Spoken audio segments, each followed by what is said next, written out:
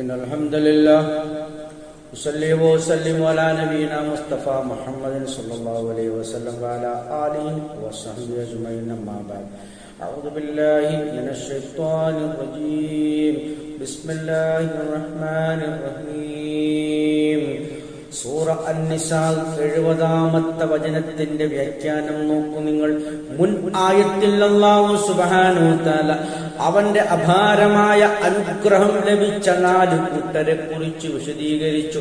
ശേഷം അല്ലാഹു സുബ്ഹാനഹു വ തആല പറയുകയാണ്, ذَلِكَ അത് ആ അനുഗ്രഹം എന്ന് പറയുന്നത് ഫദ്ലും മിനല്ലാഹി അല്ലാഹുവിൽ നിന്നുള്ള അനുഗ്രഹമാകുന്നു അഥവാ ഔദാര്യമാകുന്നു എന്നാണ് അല്ലാഹു വിശദീകരിക്കുന്നത്.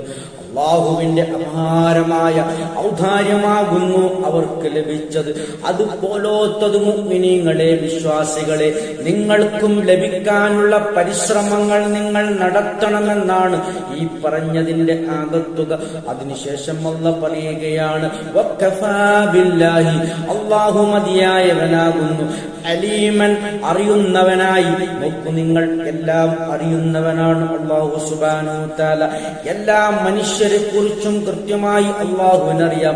വിവിധ തരക്കാരായി മനുഷ്യനെ സൃഷ്ടിച്ചതല്ലയാണ്. അതിൽ പദവി കൂടിയവരുണ്ട്, പദവി കുറഞ്ഞവരുണ്ട്, അറിവുള്ളവരും അറിവില്ലാത്തവരുമുണ്ട്, പല തരക്കാറുണ്ട്, ഗ്രാഹ്യശക്തി കൂടിയവരുണ്ട്, കുറഞ്ഞവരുണ്ട്. ഇതൊക്കെയും അല്ലാഹുവിന് കൃത്യമായി അറിയാം.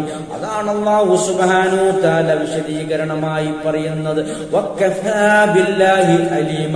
എല്ലാം അറിയുന്നവനായി അല്ലാഹ് മാത്രം, അല്ലാഹ് മതിയായവനാണ് എന്നാണ് അല്ലാഹ് വിശദീകരിക്കുന്നത്.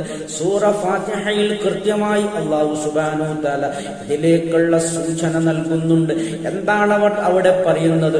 സിറാത്തല്ലദീന അൻഅംത അലൈഹിം, നീ അനുഗ്രഹിച്ചവരുടെ, നീ അനുഗ്രഹം ചൊരിഞ്ഞവരുടെ പാതയാണ് ഞങ്ങൾ ചോദിക്കുന്നത് എന്നാണ് സൂറ ഫാത്തിഹയിൽ കൂടി നിരന്തരം നാം 17 പ്രാവശ്യം അള്ളാഹുവിനോട് തേടിക്കൊണ്ടിരിക്കുന്നത്.